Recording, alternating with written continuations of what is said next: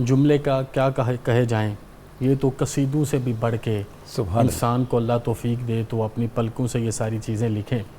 میں صرف آپ کی خدمت میں ایک چھوٹی سی یہ گزارش کرنا چاہوں گا کہ آپ یہ دیکھیے کہ اللہ پاک نے آل رسول سے صلی اللہ علیہ وسلم سے صرف اور صرف طہارت کا یا گھرداری کا یا خانہ داری کا کام نہیں لیا۔ حالانکہ سیدہ سلام اللہ علیہا نے اپنے بابا کو اپنے دل کی پسند یہ بتائی تھی۔ میں ان کی بات کر رہا ہوں جن کے دل کو اللہ نے نور سے بنایا۔ سبحان اللہ۔ آپ نے فرمایا بابا میری آرزو اور میری خواہش یہ ہے کہ کبھی کوئی غیر محرم مرد کسی غیر محرم عورت کو نہ دیکھے اور کبھی کوئی غیر محرم عورت کسی غیر محرم مرد کو نہ دیکھے۔ تو الطیبات للطیبین، اسی بنیاد کے اوپر یہ معاملہ ہونا تھا۔ تو ابھی تک ہم نے جتنے بھی آپ کی زندگی کے سارے درجے بیان کیے ہیں انہوں نے ادھر آ کے جوڑنا کہ ایک طرف حسنی شہزادی ہے اور دوسری طرف حسینی شہزادہ ہے۔ اور آج جب یہ بارات نکل رہی ہے تو آپ دیکھیے کہ یقیناً جن کو اللہ پاک نے ان عزتوں سے نوازا کہ حضرت امام جعفر الصادق کے خون ناب میں سے ہیں اور ان کو لقب بھی المؤتمن کا عطا فرمایا، صرف یہ نہیں کہ وہ پیسوں کے امانت دار تھے، گویا انہوں نے اپنی نگاہ کو بھی بڑی امانت سے استعمال کیا۔ اگر میں اس جملے کو یوں جوڑنا چاہوں اور آپ کی سماعتوں تک پہنچانے میں کامیاب ہو جاؤں، گویا انہوں نے اپنی نگاہوں کو سیدہ نفیسہ کی نفاست کے لیے سنبھال لیا۔ تو یہ وجہ ہے کہ ان کا رشتہ ادھر طے نہیں ہوتا۔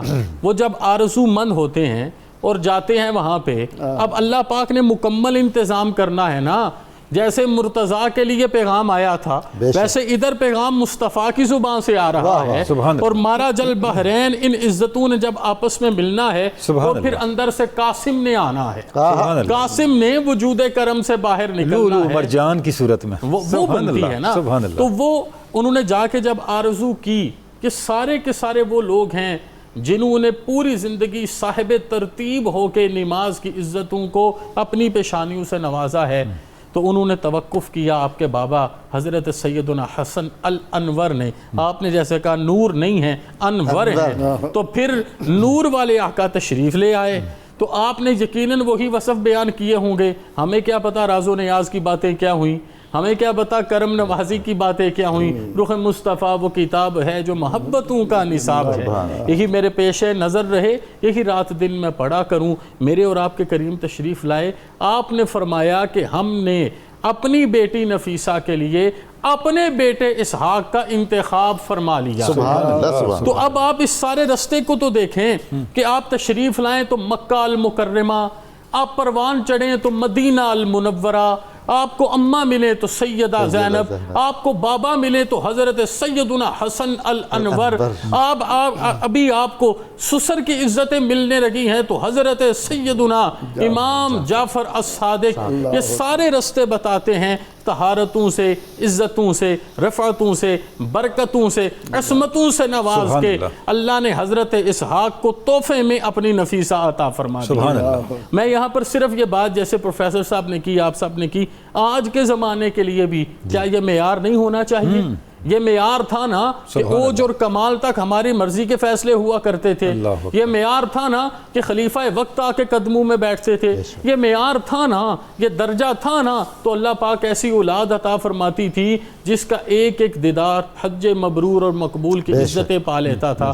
تو میں آج اس سارے میسج کو اس کنکلوژن کے ساتھ آپ کی خدمت میں رکھوں گا، جس نفاست سے، جس ذہانت سے، جس ریاضت سے اور جس عزت سے سیدہ نفیسہ سلام اللہ علیہا کے بابا حضور نے وہ فیضان جو حضرت امام حسن اور حسین پہ ظاہراً جدا ہوا تھا، باطناً نہ ہوا تھا، اسے ظاہراً اور باطناً ملا دیا، اور اس ملنے کی وجہ سے آج بھی میں اور آپ اللہ اور اس کے رسول کے تمام احکام کو سن کے اپنے دل منور کر رہے ہیں۔ بات صرف اتنی سی ہے، یا رب دل مسلم کو وہ زندہ تمنا دے جو قلب کو گرما دے، جو روح کو تڑپا دے، پھر وادی فاراں کے ہر ذرے کو چمکا دے۔ پھر ایک دم نہیں ہوتا، پھر لمبا سفر ہے، وادی فاراں کے ہر ذرے کو چمکا دے، پھر شوق تماشا دے، پھر ذوق تقاضا دے۔ تو جو اس طریقے سے اپنی عزتوں سے پیشہ گری کرتے ہیں، اللہ ان کو اوج دیتا ہے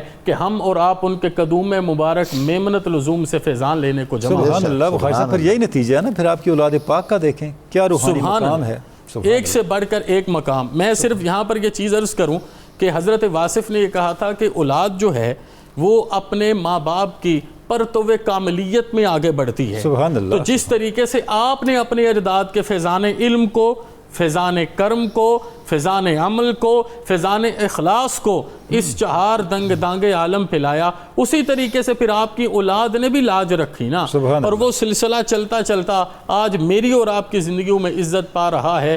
اور یہ وہ سمندر ہے جس کا ایک ایک قطرہ اللہ کی رحمتوں کو اپنے اندر سموتا ہے، اور جو اس میں آتا ہے وہ عبادتوں کی لذت پاتا ہے۔